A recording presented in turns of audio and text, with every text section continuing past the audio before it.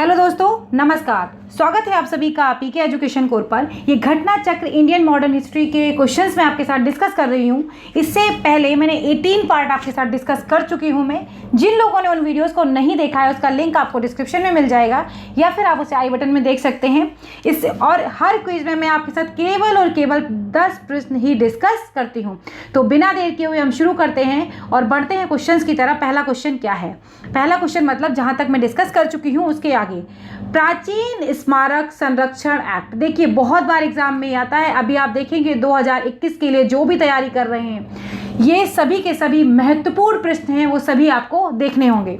प्राचीन स्मारक संरक्षण एक्ट किस गवर्नर जनरल के कार्यकाल में पारित हुआ था? यहाँ पर आपके सामने 4 ऑप्शन दिए गए हैं, Lord Minto, Lord Linlithgow, Lord Curzon या फिर लॉर्ड कैनिंग। तो क्या ऑप्शन इसमें सही आंसर हो जाएगा? हम जानते हैं कि प्राचीन स्मारक की जहाँ पर भी बात आती है, काफ़ी फेमस नाम है और बहुत बार आप सब लोग देख चुके होंगे, एग्जाम में ये चीज़ पूछी भी गई है। तो यहाँ पर सही आंसर जो हो जाएगा वो क्या हो जाएगा? Lord Curzon. ऑप्शन सी यहाँ से सही आंसर हो जाएगा। प्राचीन स्मारक संरक्षण अधिनियम जो पारित हुआ था 1904 में, और लॉर्ड कर्जन के द्वारा ही कब पारित हुआ था आपको ये भी याद रखना है, 1904 में। और लॉर्ड कर्जन के द्वारा ही भारत में पहली बार ऐतिहासिक जो इमारतें थी उनकी सुरक्षा और मरम्मत कराई गई थी और इसके लिए अच्छी खासी एक धनराशि का भी आवंटन किया गया था। तो आपको याद रखना है कि जहाँ पर भी प्राचीन स्मारक की बात आती है वहाँ पर लॉर्ड कर्जन से जुड़ी हुई चीज़ें आपको याद रखनी है। अगला प्रश्न है, भारत में कर्जन के प्रशासन की तुलना औरंगजेब से किसने की थी? बहुत महत्वपूर्ण है। बीजी तिलक ने, जे के गोखले ने, दादा भाई नौरोजी ने या फिर एनी बेसेंट ने? तो किसने की थी इनकी तुलना? अच्छा, आपको पता होगा लॉर्ड कर्जन का जो कार्यकाल था, जो वायसराय थे, इनका कार्यकाल था 1899 से लेकर 1905 का। इनके कार्यकाल की सबसे महत्वपूर्ण घटना क्या थी? आप हमें कमेंट बॉक्स में ज़रूर बताइएगा लॉर्ड कर्जन के टाइम की। तो इनके बारे में जो कहा गया था, इनके बारे में गोपाल कृष्ण गोखले जी जो हैं उन्होंने ऐसा कहा था। किसने कहा था? गोपाल कृष्ण गोखले ने कहा था कि इनके प्रशासन की जो तुलना थी वो किससे करी गई थी? औरंगजेब से की गई थी। आप हमें बताइएगा औरंगजेब की मृत्यु कब हुई थी? बहुत बार एग्जाम में ये क्वेश्चन भी पूछा जाता है। अगला प्रश्न देखते हैं, क्वेश्चन नंबर 90। भारत में ब्रिटिश साम्राज्य के दौरान निम्नलिखित वायसरायों पर विचार कीजिए। पूछा गया है कि जो वायसराय हैं इनकी जो उपर्युक्त पदावधियां जो दी गई हैं उनका सही क्रम हमें बताना है। Lord Curzon, Lord Chelmsford, Lord Harding या फिर लॉर्ड इरविन। तो आपको अगर पता है इसमें से एक या दो का, देखिए बहुत सारी चीज़ें फैक्चुअल याद रखना थोड़ा मुश्किल होता है, तो आपको ये चीज़ ध्यान रखनी होगी। अगर आपको थोड़ा भी आइडिया होगा किसी के कार्यकाल का तो आपको चीज़ें वहाँ से समझ में आ जाएंगी। 4 ऑप्शन आपके सामने दिए गए हैं। पहला ऑप्शन है 1, 2, 3, 4, मतलब पहले लॉर्ड कर्जन, फिर लॉर्ड चेम्सफोर्ड, लॉर्ड हॉर्डिंग और लॉर्ड इरविन। उसके बाद हैं 2, 4, 1, 3, सभी के सभी ऑप्शन इस तरीके से दिए गए हैं। तो जब आप इनको मिलाएंगे और आपको पता है कि लॉर्ड कर्जन का जो कार्यकाल था वो लॉर्ड कर्जन पहले आए थे, उसके बाद आए थे कौन? लॉर्ड हॉर्डिंग का कार्यकाल जो था 1910 से लेकर 1916 तक का कार्यकाल इनका था। इस तरीके से जब आप इनके कार्यकाल मिलाएंगे तो इस तरीके से जो ऑप्शन सही हो जाएगा वो ऑप्शन ए यहाँ पर सही आंसर हो जाएगा। 1, 2 और 3, 4, तो ऑप्शन ए यहाँ पर सही आंसर हो जाएगा। अगला प्रश्न देखते हैं, क्वेश्चन नंबर 91। फूट डालो और राज्य करो की रणनीति अपनाई गई थी, किसके द्वारा अपनाई गई थी? तो लॉर्ड कर्जन के द्वारा, लॉर्ड मिंटो के द्वारा, लॉर्ड डलहौजी के द्वारा या फिर लॉर्ड बेलेजली के द्वारा? तो आपको पता है हमेशा जो नीति अपनाई जाती है, चाहे उस समय पर अपनाई गई हो, जब भी किसी प्रशासन को बहुत ज़्यादा बढ़ाना होता है तो अक्सर कर ऐसे हथकंडे अपनाए जाते हैं। हिंदू मुस्लिमों को तोड़ना और उनको इस तरीके से आगे राजनीति में भागीदारी करना, उनको अलग अलग करना, उनके हित अलग अलग बताना, ये सारी चीज़ें उस समय पर करी गई थी। तो किसके समय पर ये करी गई थी? हम जानते हैं लॉर्ड कर्जन के द्वारा।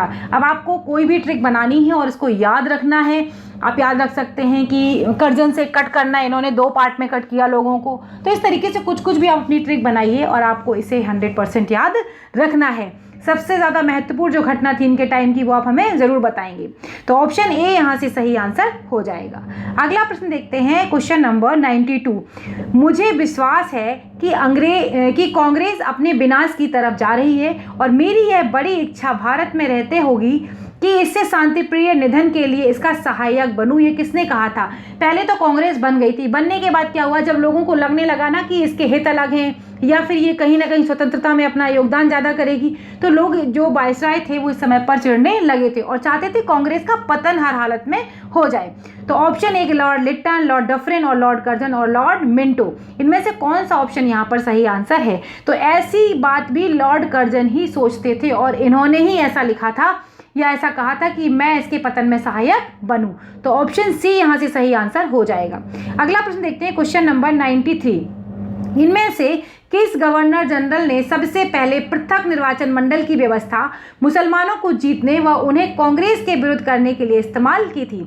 लॉर्ड कर्जन ने, लॉर्ड डफरिन ने, लॉर्ड हॉर्डिंग ने या फिर लॉर्ड मिंटो ने? तो क्या ऑप्शन यहाँ पर सही आंसर हो जाएगा?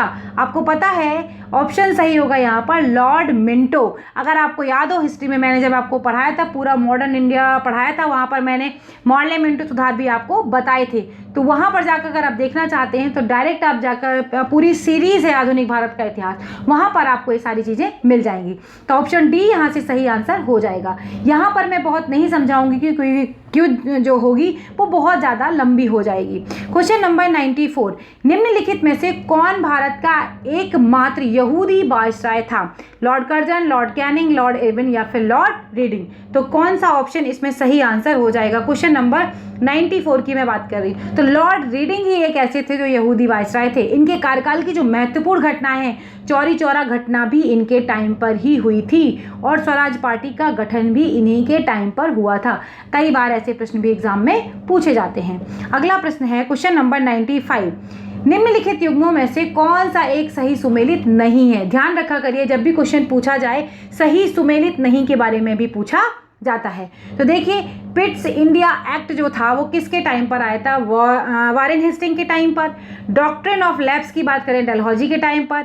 बर्नाकुलर प्रेस एक्ट की अगर बात करें तो कर्जन, इल्बर्ट बेल्ट और रिपन। कौन सा इसमें सही आंसर हो जाएगा? अगर आपको वर्नाकुलर प्रेस एक्ट याद है थोड़ा सा भी, तो आपको याद रहेगा लिट्टन के टाइम पर हुआ था, ना कि कर्जन के टाइम पर। तो ऑप्शन यहाँ पर कौन सा सही नहीं है? ऑप्शन सी यहाँ पर क्या होगा?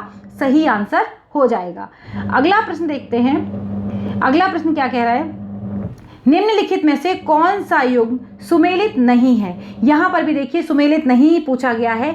तो ठगी का दमन William Bentinck, Ilbert bill Ripon और रिंग फेस की नीति वारेन हेस्टिंग और वर्नाकुलर प्रेस एक्ट वापस से पूछा गया है, जो कि कर्जन के टाइम ना होकर किसके टाइम पर हुआ था? लॉर्ड लिट्टन के टाइम पर। तो यहाँ पर भी ये ऑप्शन सही आंसर हो जाएगा। क्या हो जाएगा? ऑप्शन डी यहाँ से सही आंसर हो जाएगा। अगला प्रश्न देखते हैं। अगला प्रश्न क्या है? ब्रिटिश भारत की राजधानी का कलकत्ता से दिल्ली स्थानांतरण किसके काल में क्रियान्वित हुआ था? तो ये बहुत बार क्वेश्चन पूछा भी गया है और आपको पता भी होगा, लॉर्ड हॉर्डिंग के समय पर जब भारत की राजधानी कलकत्ता से दिल्ली लाई गई थी, उस समय की बात है ये। तो Lord Minto, Lord Harding, Lord Chelmsford और लॉर्ड रीडिंग। तो अगर आपको सही आंसर है इसमें, ऑप्शन बी यहाँ पर सही आंसर हो जाएगा। ये छोटी सी क्विज है जो मैं आपके साथ डिस्कस करती हूँ। आपको अगर अच्छी लगे तो प्लीज़ लाइक शेयर करना बिल्कुल ना भूलें। चैनल पर नए हैं तो सब्सक्राइब कर लीजिएगा। अगले वीडियो में फिर मिलेंगे, तब तक के लिए बाय बाय दोस्तों, नमस्कार।